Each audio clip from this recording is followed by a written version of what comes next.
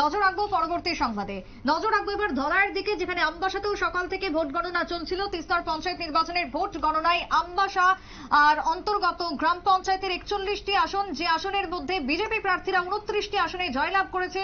CPM প্রার্থী 8টি আসন এবং পিপরামথার প্রার্থীরা 4টি আসনে জয়লাভ করে বলে খবর আমবাসা থেকে।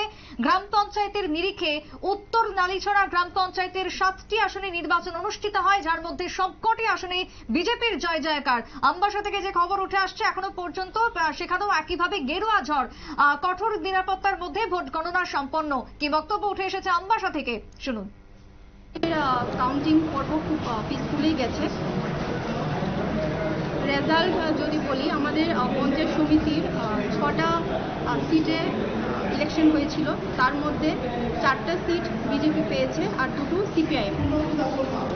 আর গ্রাম পঞ্চায়েত 41টা সিট আমাদের ইলেকশন হয়েছিল, তার মধ্যে পার্টি ওয়াইজ যদি আমরা সিট শেয়ার দেখি, BJP 29, CPIM 8, পিপরামথা party 4।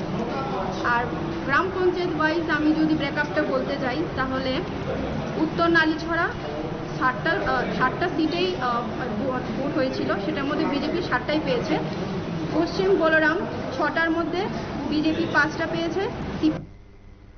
Returning officer Munmun দেববর্মার বক্তব্য শুনলেন আপনারা। মুনমুন দেববর্মার বক্তব্য শোনালাম। কঠোর নিরাপত্তার মধ্যে একদিকে যেরকম ভোট গণনা সম্পন্ন হয় এবং শান্তিপূর্ণভাবে গণনা শেষ, এবং একইভাবে ধলাই জেলার আমবাসাতেও বিজেপির জয় জয়কার, কর্মী সমর্থকদের মধ্যে ব্যাপক উচ্ছ্বাস পরিলক্ষিত এবং অধিকাংশ গ্রাম পঞ্চায়েতের যে আসন তা গেছে বিজেপির ঝুলিতে।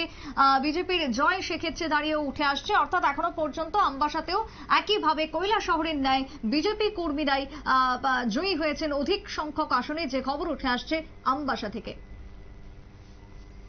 এখনকার মতো সংবাদ এখানে শেষ করব। পরবর্তীতে টক শো দীপেন চৌধুরী এবং নীল বণিকের সাথে দেখতে শুধুমাত্র চোখ রাখবেন নিউজ ভ্যানগার্ডের পর্দায়। নমস্কার।